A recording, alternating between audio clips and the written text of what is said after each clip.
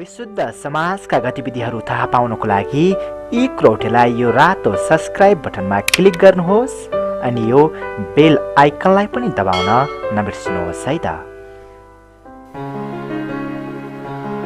भोजपुरको अरुण गाउँपालिका 5 याकुकी 11 वर्षीय बालिका गर्भवती भएपछि गाउँलेहरूले गाउँ निकाला गरेका छन्। छिमेकी 20 वर्षीय दुर्गा बहादुर श्रेष्ठले ललाई फकाई गरी शारीरिक सम्पर्क राखेपछि बालिका गर्भवती भएकी थिइन्।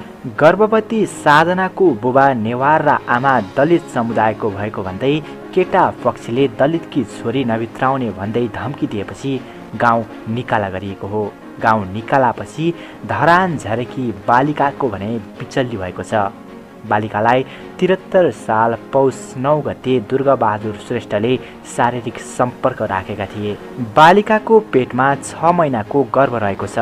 बालिकाको बुबा खगेन्द्र श्रेष्ठले भने 6 महिनाको गर्भवती छोरीलाई डर र धम्कीका कारण गाउँ निकाला गर्नु पर्यो। बालिका अहिले धरानमा बेवारिसे अवस्थामा रहेको उनले बताए। सँगै गएको केटा अत्तो पत्तो छैन। छोरीले कहिले कहाँ पुगेर फोन गर्छे, भोकै छे। कमजोर अवस्था स्थिति भएका खगेन्द्र भारतमा मजदुरी गर्ने बताए। अन्तर्जातीय विवाह गरेका कारण यो समाजले पनि मलाई न्याय दिएन। खगेन्द्रले भने केटा पक्षले डर धम्की दिँदै सम्पत्तिको धाक देखाए। अहिले पनि हामीलाई डर लागिरहेको छ, केटा पक्षले केही गर्लान् कि भनेर। उनले भने छोरीको बिजोग भयो, कहिले कसको नम्बरबाट त कहिले कसको नम्बरबाट फोन गर्छे, कहाँ बस्छे टुङ्गो छैन। स्थानीय पञ्चकन्या आधारभूत विद्यालयमा कक्षा 7 मा अध्ययनरत छोरी अहिले घर न घाटकी भएपछि परिवार पीडामा डुबेको छ।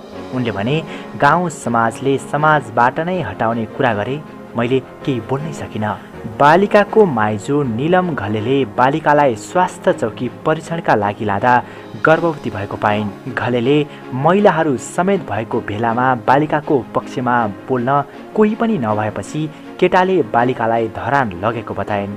भेलामा सहभागी अगुवा महिला प्रतिनिधिले समेत साथ नदिएपछि केटी पक्ष निराश बनेको थियो। त्यसै गरी प्रहरी चौकी याकुमा गए पनि सहयोग नपाएको परिवारले बताएको छ। महिला विकास कार्यालय भोजपुरकी पुष्पलता उप्रेतीले घटनाको विषयमा जानकारी पाएको र उनले परिवारलाई जिल्लामा बोलाएको बताइन्। यस विषयमा बुझ्न केटा पक्षसँग सम्पर्क गर्न खोज्दा उनीहरू सम्पर्कमा आउन चाहेनन्। हेर्नुहोस् त, भोजपुरमा एक 11 वर्षीय बालिकाको बिचल्ली भएको छ।